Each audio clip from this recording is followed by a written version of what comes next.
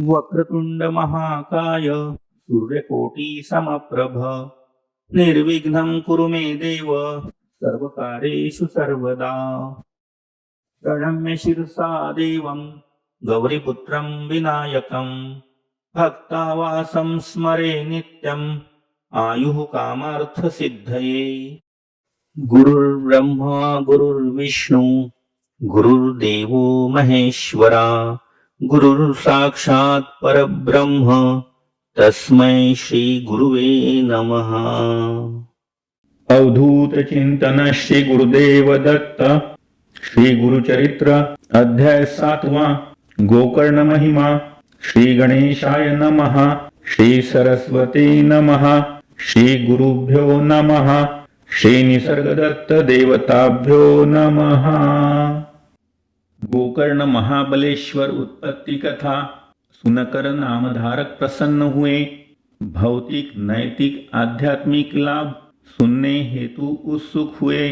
कहने लगे, इतने तीर्थयात्री पूरे जहां से आते हैं, वो जो महिमा गाते हैं कृपया मुझे सुनाइए। सिद्ध ने कहा, सुनो नामधारी, पवित्र कथा सुनाता हूँ। इक्ष्वाकु वंश में एक राजा दयावान और सज्जन थे। सदैव प्रजा का कल्याण ध्यान, कुलगुरु महर्षि पुरोहितों का सम्मान। लेकिन राजा को एक शौक था, अत्यधिक शिकार खेलता था। ऐसे में एक दिन जंगल में निशाचर जहां जागते दिन में राक्षस से सामना हो गया। दोनों में युद्ध हो गया। राक्षस घायल हुआ, वो भाई के पास भागा। वो मृत्यु पूर्व कसम दे गया, बदला लेने का वचन ले गया। राक्षस का भाई मनुष्य रूप में आ पहुंचा राजमहल में। रसोइया बनकर रहने लगा, खाना स्वादिष्ट खिलाने लगा। एक दिन श्राद्ध कर्म था, ब्राह्मण पंडित ऋषि भोजन था। शुद्ध शाकाहारी भोजन का आदेश। राक्षस भाई था वचनेश, जानबूझकर मांस पकाया, भोजन में परोस दिया। देखकर ऋषि क्रोधित हुए, शाप देकर चले गए। राजा, तुम राक्षस बनोगे, जंगल में अभागे घूमोगे। राजा को भी गुस्सा आया, शाप देने का मन किया। लेकिन रानी ने समझाया, तब शाप जल गिरा दिया। शापित जल से पाव जल गए। कलमाश पाद नाम पड़ा इसलिए।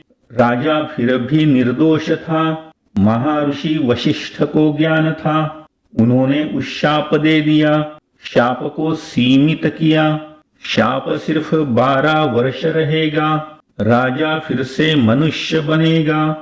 राजा का रूप बदल गया, ब्रह्म राक्षस स्वरूप हो गया। जो दिखता उसे मारता, खाकर अपनी भूख मिटाता। एक ब्राह्मण पति पत्नी थे, वन से गुजर रहे थे। ब्रह्म राक्षस ने उन्हें पकड़ लिया, ब्राह्मण को मारकर खा लिया। ब्राह्मण पत्नी विधवा हो गई, क्रोध से शाप दे गई। कहा, अपनी पत्नी से जुड़ोगे तब मृत्यु को ही तुम पाओगे। 12 वर्ष पूर्ण हुए, राजा फिर से मनुष्य हुए। राजधानी गया जब राजा, प्रसन्न हो गई सारी प्रजा। रानी भी खुश थी, पति सेवा को तत्पर थी। ब्राह्मण पत्नी का शाप था, राजा को वो याद था। उसने सारी बात बताई तो रानी चिंता में डूब गई। राजा रानी तीर्थयात्रा निकले, शाप मुक्ति के खोज में निकले। ऋषि गौतम को बात बताई, पीड़ा अपनी दुख भरी सुनाई।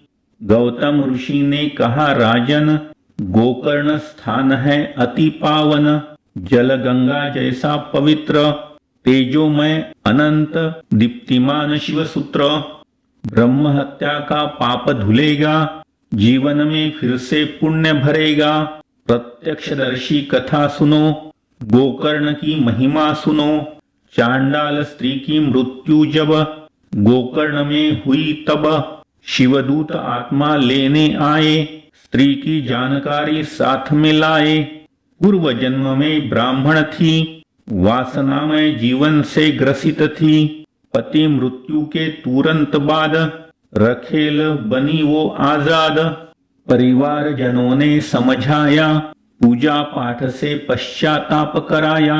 वो फिर भी लज्जाहीन थी, मदिरा की अभ्यस्त हुई थी। नशे में काटा बछड़े को, डाल दिया पकाने को।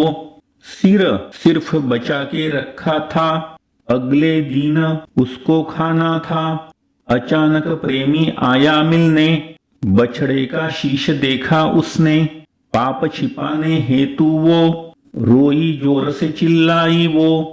कहने लगी शेर आ गया, मेरे बछड़े को खा गया। ऐसे बहुत पाप किए, नरक के दरवाजे खुल गए। स्त्री को बहुत कष्ट मिले, इस जन्म में रोग मिले। माता पिता की मृत्यु हो गई तो अनाथ गोकर्ण आ गई। कई दिन भूखी रहती, भिक्षा मांग कर भूख मिटाती। शिवरात्रि के पवित्र दिन भिक्षा मांगी उसने रात दिन। भक्त तो खुद ही उपवास रखते, शिवलिंग पर बेलपत्र चढ़ाते। भिक्षा में उस दिन कुछ नहीं, बेलपत्र मिला और कुछ नहीं। खाने लायक ढूंढा उसने, लेकिन कुछ भी ना मिला उसमें। इसलिए बेलपत्र छोड़ दिए, जो हवा से शिवलिंग पर गिर गए। अनजाने में व्रत पूर्ण हो गया, शिवरात्रि का उपवास हो गया, शिवलिंग का पूजन हो गया। पूर्व जन्म के पाप नष्ट, उसे ना होगा अब कोई कष्ट। इसलिए हम शिवदूत आए हैं, आत्मा शिवलोक ले जाने आए हैं। अज्ञानता में भी इतना फल, तो सज्ञानता में कितना फल। राजन तुम कल्पना करो, गोकर्ण जाकर पूजा पाठ करो।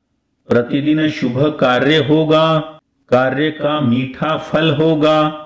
श्रद्धा से गोकर्ण जाओगे, पाप मुक्ति जरूर पाओगे। राजन तुम गोकर्ण जाना, भगवान को प्रसन्न कर आना। ऋषि गौतम ने सुझाव दिया, राजा रानी ने मान लिया। प्रभु शंकर की सेवा में गोकर्ण पहुंचे भक्ति में। आखिर पाप से मुक्ति हो गई, जीवन भर कृतज्ञता निभाई। ऐसे पवित्र स्थान में श्रीपाद वल्लभ ध्यान में 3 वर्ष जाकर रहे। भक्त उत्थान करते रहे। वहां से प्रभु कौरवपुर गए, जहां अंतर ध्यान हो गए।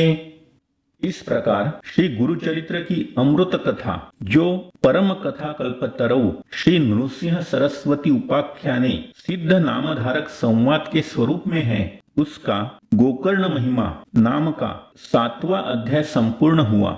यह मैं श्री गुरु दत्तात्रेय को भक्तिभाव से समर्पित करता हूँ। ओम श्री दत्तात्रेयाय नमः। श्री गुरुदेव दत्त।